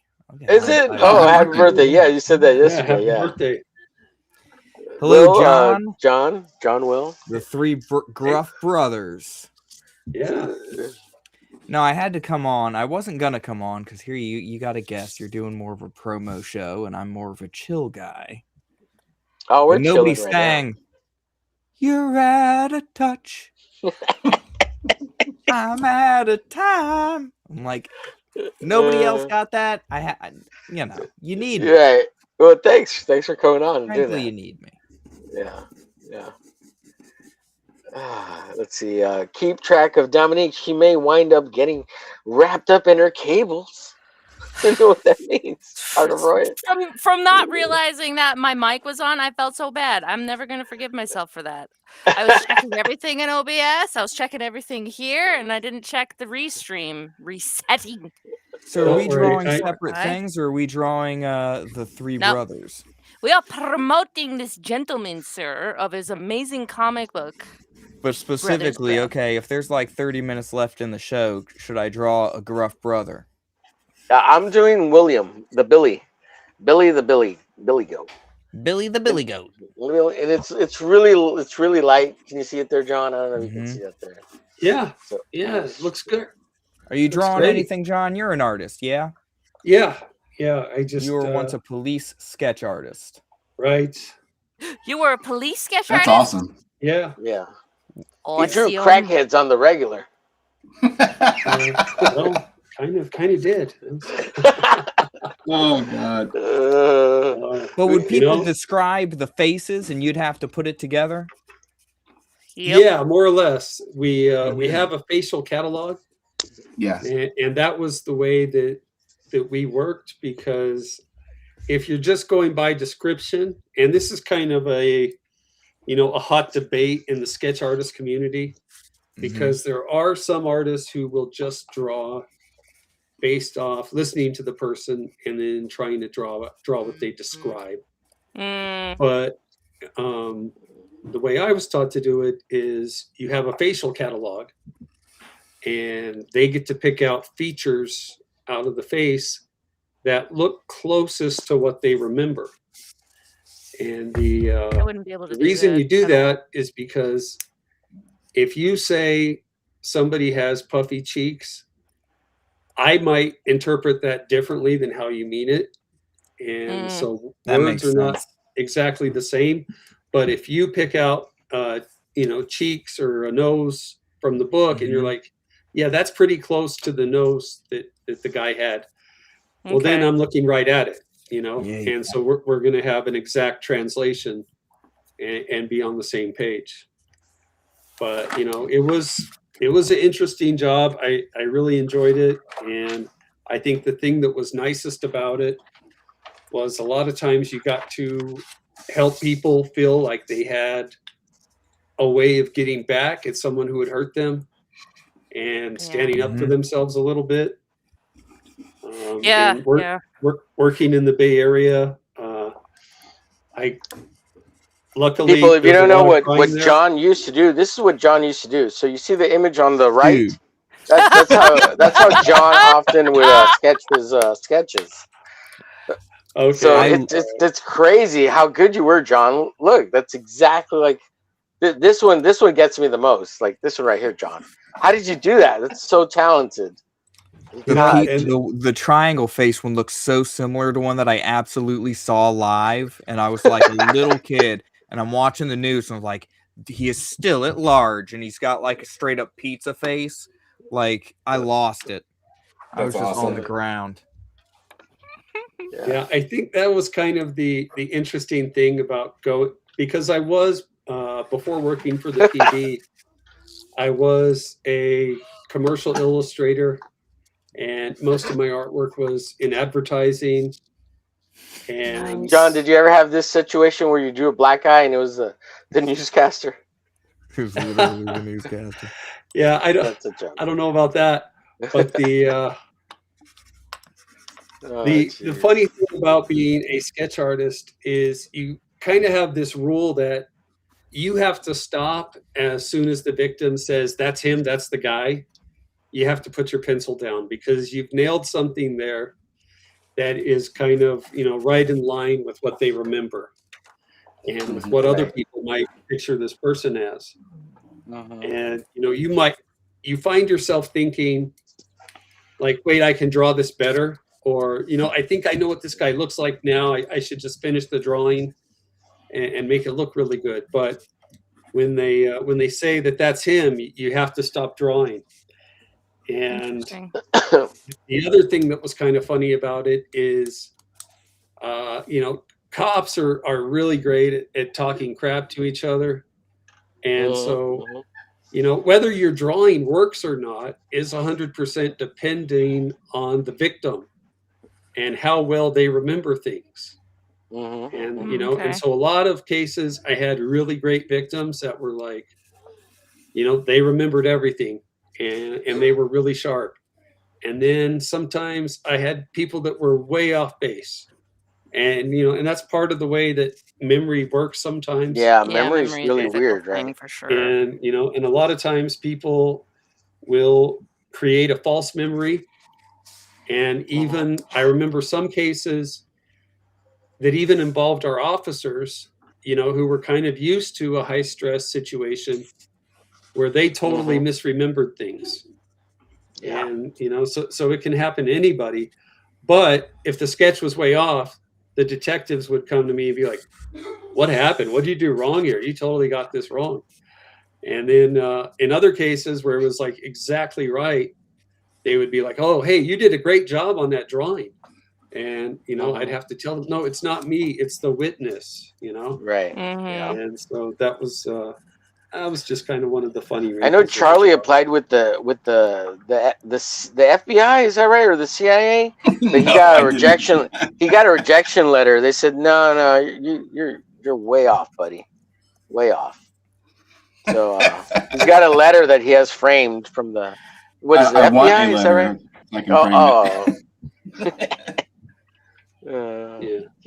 He got a cease and desist letter from the FBI saying, please don't apply to us anymore. We don't need sketch artists. We have AI now. I wonder if they implemented that. I'm sure they have by now. Well, it was kind of a funny thing because the facial database, all of the software that has come out has kind of moved a lot of departments away from sketch artists. But all of the data has shown that the pencil sketch drawings are the ones that get the most accurate and the most leads. Interesting. And that's so interesting. Yeah, well, it just has to deal with the way that the human mind works. And Jack Kirby was a sketch artist for the police. Oh, I did hear that. Yeah, for a little bit. For an episode of The Incredible Hulk, he played a sketch artist. Oh, that's right. Yeah. And that was a good one. So why'd you end up leaving that career? That sounds like a pretty fun. That could be stressful, right? Well, it definitely, it had some dark times. Yeah, I'm gonna say. Especially on the forensic side, because then you're doing facial reconstruction from found remains.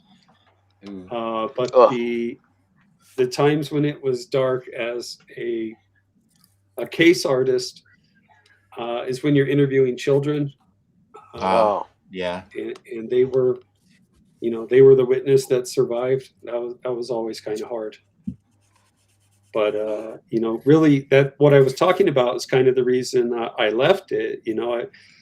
I moved to Utah. Like a lot of people, I was a California refugee and moved out west. But when I moved here, I was working for a police department initially, and I had talked to the chief of police saying, hey, I'd like to talk to you about the sketch art and what can be done with that. And he was like, well, I'm sure you have a lot of great ideas coming from another department of things we could do differently.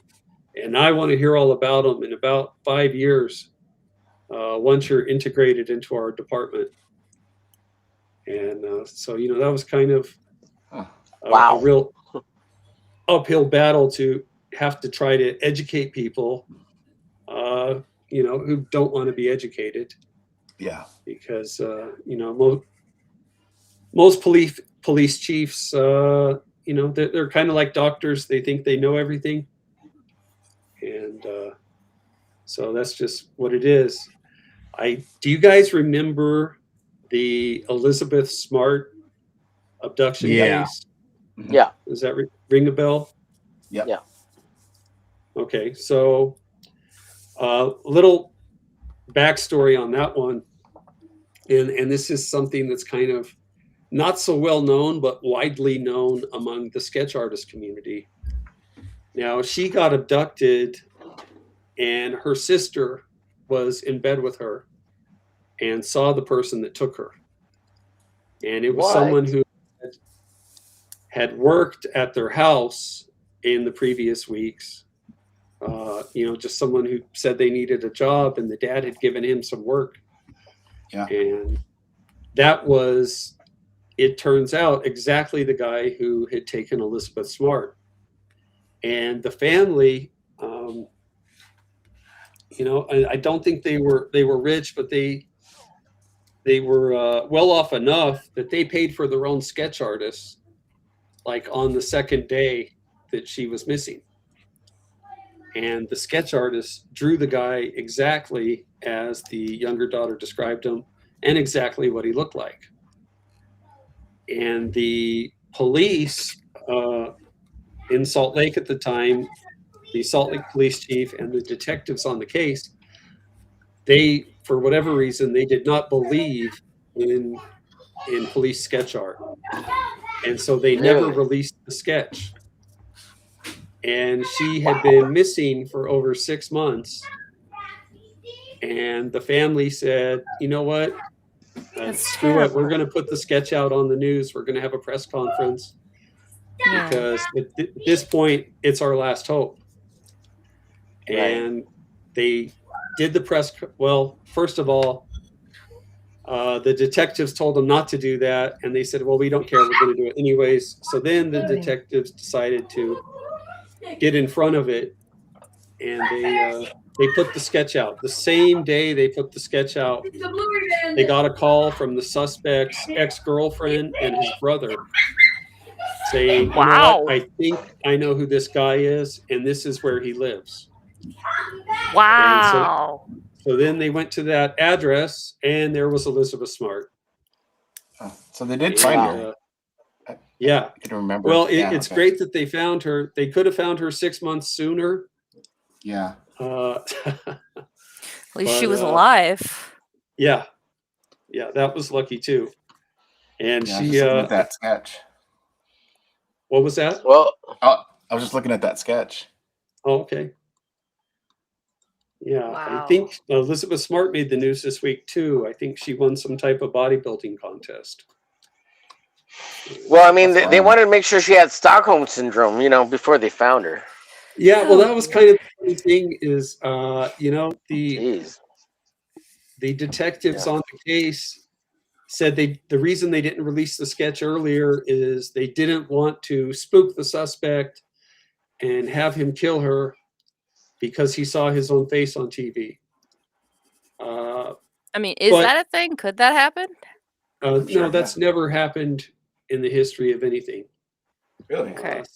So, you know. So were they just trying to save face, you think? It looks that way. Okay. And what's, you know, what's funny about it too is I think a lot of the detectives on that case have since gone on to become police chiefs because, you know, they all got promoted because they're the guys who solved the Elizabeth Smart case and got her back alive. You know, which is very unusual to happen 6 months later. Yeah, but it wasn't because of them. Right. Yeah. Well, yeah. Initially, like what got them the lead. Right. Was her own family, yeah. Yeah.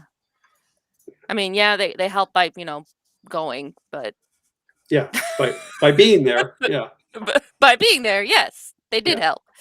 But I don't know if I would have. Oof. Oh well. I hope they learned from it, I guess is all I can say. Yeah. Yeah, they learn how to move ahead in their career. Yeah, I know, but you know, if anybody is actually a good person, they'd be like, "Oh, I'm not doing that again. I'm going to make sure that we take initiative and release it." But, you know, I never know. Well, I think they also, nature. there were stories that they didn't believe the younger sister because, you know, she was like 4 or 5 at the time. That can be tricky. Yes, that indeed can be tricky. But I don't know. I mean, there are some what ways resources to are you wasting to release it to the public? Is like, were they thinking it's going to cost a lot or something like that? I don't know how this works. For me, it's like always follow the money for certain things.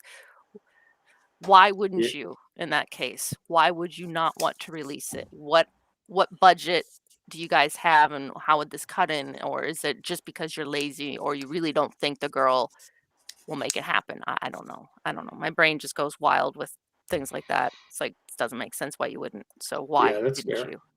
That's fair. But ADHD brain, right? It's like, well, why this? Why that? What's going on? It's like, shut up.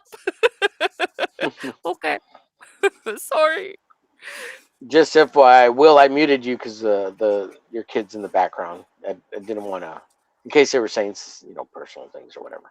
I was singing earlier, not realizing it, and talking to my mother-in-law about my cat. We were listening though. Poor boy is sick. We listened to you sing. Yeah, Sorry. we didn't listen to your conversation with your mother-in-law though. I muted that one before. Well, I felt bad. I was like, oh, it's just about my buddy boy still being sick and having to go to another vet to figure out what's going on. Your kitty cat, when your kitty. Yeah, because, you know, stool samples, you're supposed to have regular stool, and he's going back in his litter box, and he doesn't do that unless he's sick, and that's not good. We've already changed his food. I don't know what else to do. Take him somewhere else to get other tests done, maybe? I don't know. Mm-hmm. It's concerning because Cece died because we didn't catch things soon enough and didn't give her proper food. Now that I know that regular food that you get from just a regular grocery store is probably not the best for them. So it definitely led to her cancer. So now I'm getting worried about my buddy boy because they were the same age, and he's a fighter, but I don't want him to die if I don't have to. Right. Because of cancer. And again, food related. I never know. So I've been looking at other brands besides what our vet has, but I'm also going to go back to the vet and I'm going to be like, okay, this is still happening. It shouldn't be. What's going on? Should I go to another vet? Yeah. Should I go to another? Because there's 3 other ones near us. So it's just pricing is different. Are they all reasonably priced? Yeah, that's the other thing. Oh, no, one's a lot more expensive, but it makes me like, well, what tests are you doing? They kind of do the whole thing. Whereas this one, you can ask for certain tests. It's like, well, okay, well, we did do blood work. We did do x-rays. We did other things as well, but I don't know. I don't know. What are we missing? What aren't we doing that's causing him to have a hard time go to the bathroom? So I don't know. I don't know what it is. I hate feeling useless. Right. Well, that's everybody, Dom. That's everybody. We all are like that. Yeah. He's like, I love my kitty. I want to do good for my kitty, but I don't know what to do for my kitty. Oh, well, I'll figure it out. It's just, I got to not worry and send myself into a panic attack. No more panic attacks. My body can't take it. for Will, Otteroy says, ha, he's running with my Ned Flanders joke. I think that's for Will. And Will, I muted you, so unmute yourself when you're ready, because your family was talking. Well, there. I unmuted you now. Am I back? You're back. You're back.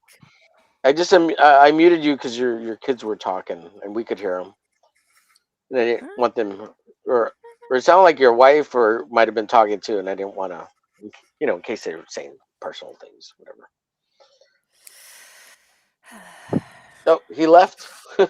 Did he even hear what I said? I guess. Oh, he's sharing something back here. He shared something. Some arte.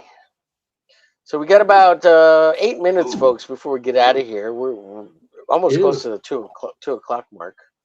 Wow, that's very nice. Yeah. Oh, that's one of the brothers there. That's Will. Yeah. That's Will. Is that Will's drawing? Yeah, that's Will's drawing of Will. Billy. With the buxom babe there. That is Will drawing Will. That's Will drawing Will with a buxom babe. Very nice. Man, maybe I should draw a babe. Ooh. Oh, yeah, I'm going to draw a chick, like, on him. Yeah. I'm going to draw a chick. Yeah, that's why he's all happy and smiley. Sorry, I was like, so when are you guys going upstairs? Oh, yeah, we could hear your wife talking or something. I just want to make sure. Yeah. We didn't hear anything personal or anything. No, they're just no big deal. Watching Hungry Caterpillar and, It's all good. No worries. Just didn't want to invade your privacy. I was over here talking about your artwork and the buxom lady you got with Billy, a.k.a. Will. You drew yourself with a super hot chick. Oh, right. I don't know if you noticed the upgrade that I gave him. Oh, the stash? Oh, you gave him a stash. That's funny as hell. You gotta ask the creator if that's a canon or what, Nah, don't care. Oh, that's funny. It's my birthday. I'm giving your will is now my will. Nice. For a moment. That's awesome. Let's see. We got Carrie says, Dom, fish in sunflower oil or pumpkin what is it? Puree can help them to go potty. Oh, for the kitties. Oh, she's telling you a recipe. Yeah. For the kitties. Yeah, Carrie's got a lot of cats. Yeah. Homicidal remedy? I mean, homeopathic. Homeopathic. Homicidal. The homicidal recipes. Yeah. So does the troll live under or above the bridge? So no, that's the Red Hot Chili Peppers. Yeah. We established that earlier. No, just kidding. Oh, go ahead. Sorry. Go ahead. I didn't catch the first half of the show. So. No. So in the comic, in this version, he's actually a mountain troll, which is the biggest kind. And he kind of lives in his own, we call it the fortezza. And it's kind of like a big fort/castle that's built by trolls and goblins. And do they have riddles? No, but maybe we should add a riddle. We have a couple of those, so why not a riddle? Where'd Dominic go? Oh, I don't know. Where did you go, Dominic? Did she leave? She fell off. Yeah, I guess she got kicked or something. I don't know. If you guys hear a bloop, let me know. Well, she might have left because we only got 5 minutes left. I don't know. Let's see. Omen putting new meaning to having your will be done. Let's see. A lot. Okay, there's Dom's back. I think. Oh no, wait. Yeah.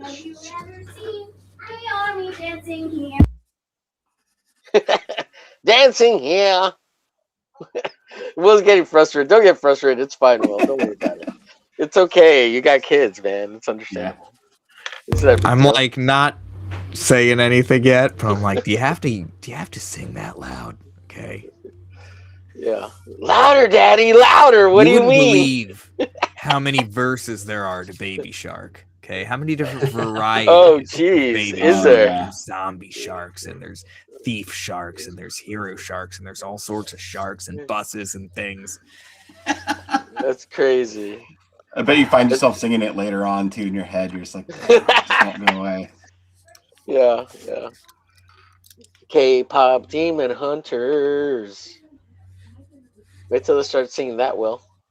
Oh, we've had that on plenty. They know all the words. They know all the words. Yeah. Let's see. Carrie says a lot. I have two. I just know a couple of things that have worked for my cats to help go potty. So I don't know if you got that. Dominique. Carrie says, Dom, fish in sunflower oil or pumpkin puree can help them go potty. Did she hear us? Is she here? She's here, but she's not here. Yeah, it might be her internet. Okay, well, I gotta figure out how to put a really hot babe here. I'm gonna put a hot chick here, going like oh, like over her mouth, and like she's gonna be like scandalous and like a starfish top with a blanket flying off of her or something. Scandalous. Why is it gonna be scandalous? Because Will, just look at the buxom babe that he's drawn over there. He totally just like gave me ideas. Like, oh wow, hello, deep into Dude, I'll give you some ideas, babe.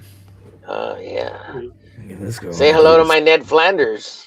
I'm about to stir this macaroni. You know what I'm saying? There's at least two good ideas there. Oh jeez. Is that Rapunzel? Are you drawing Rapunzel there? Or is that a K-pop demon hunter babe? It's a random lady.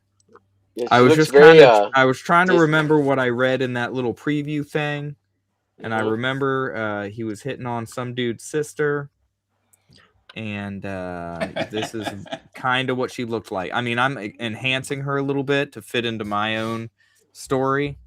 Right. Nice. Let's see. Carrie says, "Don't make her cold." What does that mean, Carrie? I don't understand. Oh, that one panel where he's talking to that one blonde girl. What do you say? Not yet. Not yet. I told you what you should happen if I saw you with him again. And then he grabs him with his left hand. Is this your boyfriend? Punches him with his left hand. No, silly. He's my brother. That's even better. That's even better. I'll date him instead. Don't make the poor chick cold, Omer. What does that mean, Carrie? What chick? I don't know. Oh, because she's gonna be in a starfish. Yes, okay, gotcha. In under the covers. Yeah. Can Will do Ned Flanders impression? Can he? I don't know. Never tried. Never tried. Carrie says, all the ladies you draw them look cold. Oh, that's right, because I draw the big old hard nurples. Yeah. That means they're cold. Yeah, they're real cold. They're cold on the inside, Carrie, like their souls. Oh, John, you shared one last YouTube video, I think. Did you want me to share that before we go? That was a drawing of it's a news clip of some sketches I did related to a case, if you want to watch that. But nice. Sure, we can. Yeah, we can, and then we'll get out of here, folks. Thanks everybody for coming on. Hope you all had a good time. Say again, Dom? Wait. I was just saying that's all, folks. Aren't we going to see your drawings first too? Oh yeah. We can bring up crunch time. We got 2 minutes, right? Yeah. Basically, yeah. Yeah, let me play this.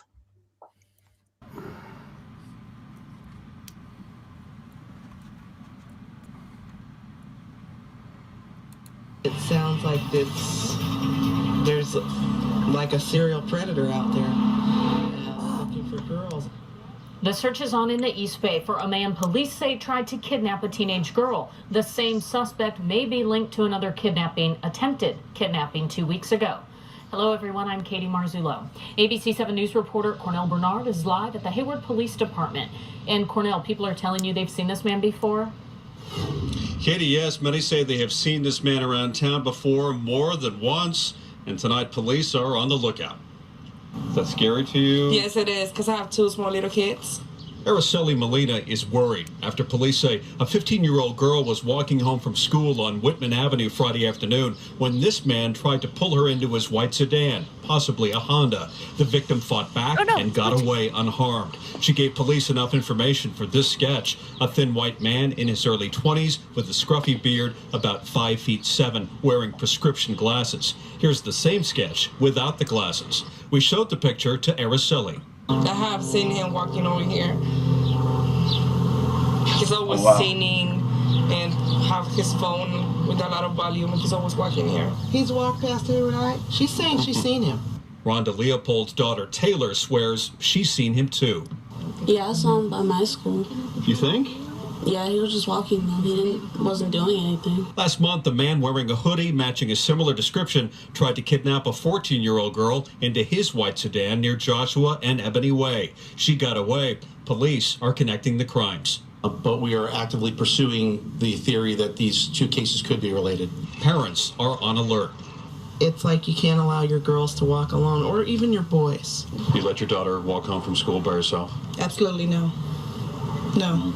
I don't let my kids catch the BART bus or anything like that. Those who recognize the suspect plan to call police as the search for him continues. In Hayward, Cornell Bernard, ABC 7 News. Sad part, that's like one of my friends. Jeez. That's cool. Yeah. It's unfortunate. All right, so let's see. We saw Will's real big. You see Will's there? Will's. Very nice. Very nice. Thank you. That's wow. She's lovely. She's lovely. Coming along nicely. I think I finished the most important parts. I might call this done. Yeah. Yeah. Mm-hmm. Wow. Yes, sir. Very talented. You're so talented. And we got Mr. Saboteur Comics. What you working on, buddy? Hello. I'm just drawing a picture of Crom. Wait. Do you have to say that in your correct race accent? Haro. What is that supposed to mean? Well, because you're part Asian, right? You guys don't know how to. You can't say the H's. I don't know how to speak like that. Oh, okay. This is just a fun little Crom thing I'm sketching up just for fun. Yeah, it looks awesome, dude. Yeah, I saw your. You did a short Instagram thing on that. It looked good. Yeah. Quickie. Okay, let's see. Dominique, she's working on her Star Wars fan art piece thing, right? Let's see. Is it going? There we go. I like that. She's stuck. It's dynamic. That chick is so cool in the bottom.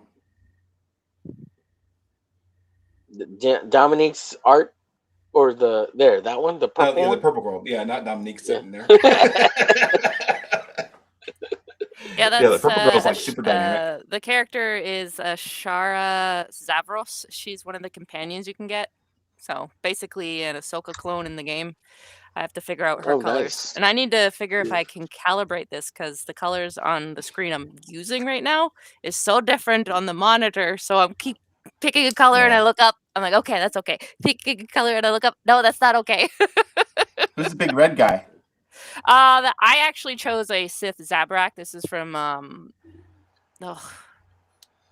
the Old Republic online. So I was like, oh yeah, I'm gonna play a Sith in this round. I'm gonna be a Zabrak. It was free to play, so I chose that race, and I didn't realize that you get an Ahsoka clone. So yeah, that's my character with her. That's cool. Nice, very cool. Real cool. Nice style. Yeah. John, did you want to share anything before we go? You know, we could Plug play your the thing trailer one more one time. more time. What'd you say? I'm sorry, what?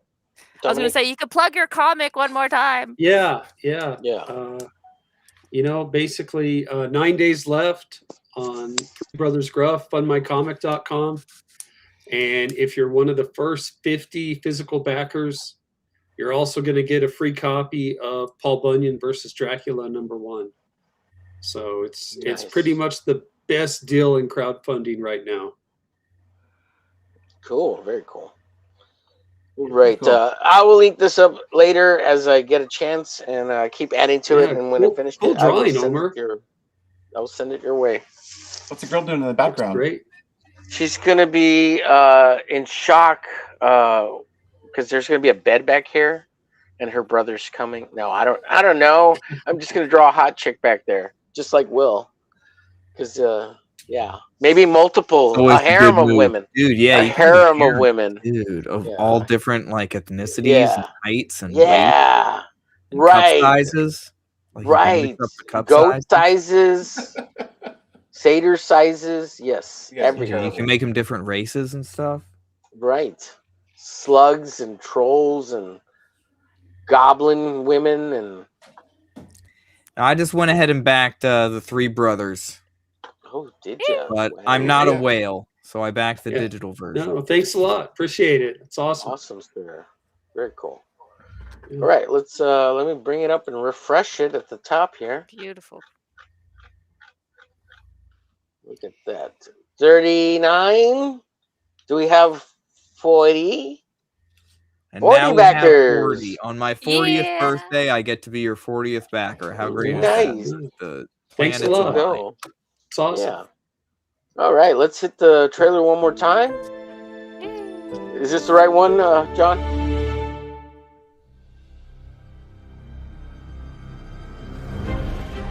Brothers, hard drinking Satans, hired for a job, but all is not as it seems, and a dark future awaits.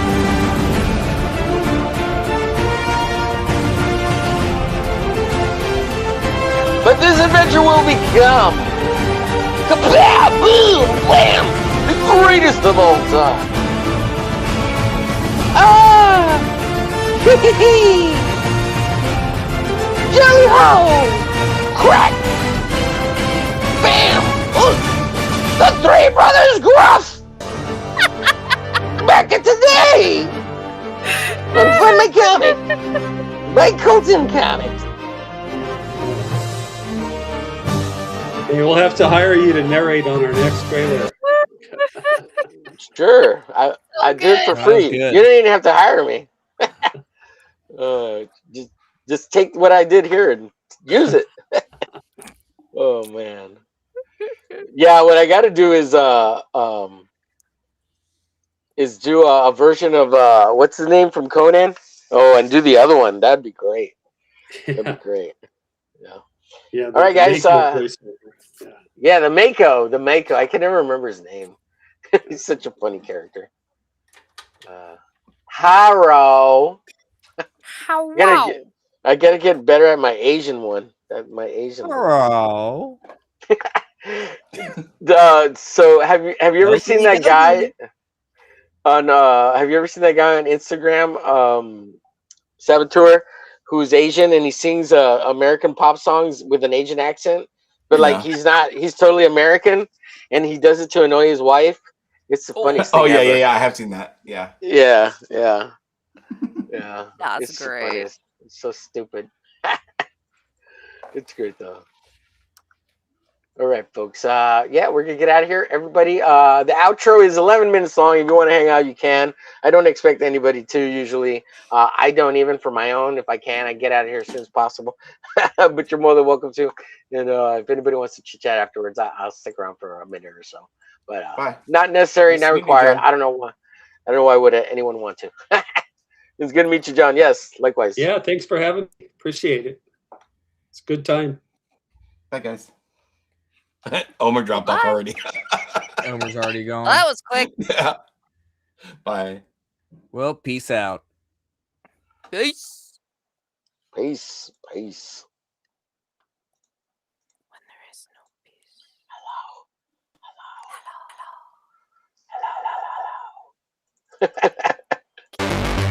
There.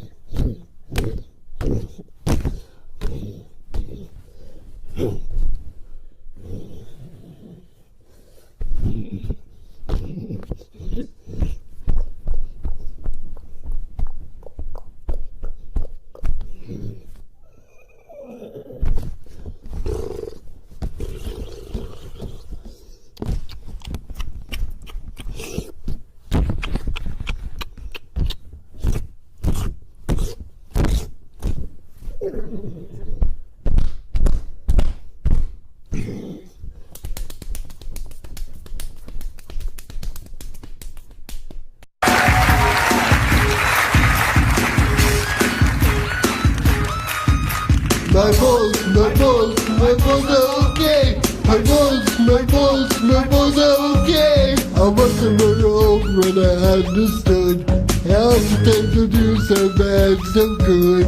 The minute I was born, I heard the doctor say, this boy has nothing seems, but his balls are okay. Sometimes it makes me so that I can run or walk, but when I'm with the ladies, I can talk the talk. I see on my levels, man, when I say I may be in the winter, but my balls are okay. My balls are okay.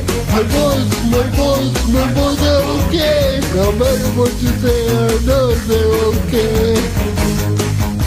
My balls are okay. Young women the doctor fix my body. They want to look exactly like Colton. I say, ladies, listen, I don't think you're real luck. Even though I'm in the wizard, I can live. I let it go, listen to me. Can't even perform sexually. Of course I can't give me a test. The night and scheme, you are the best. Come on, boys. Give me a B, give me O, give me S. Go, boys. I'm a sexy boy. Go, boys. Yes, your balls are okay. My balls are okay. My balls are okay. No matter what you say, I know they're okay. My balls are okay.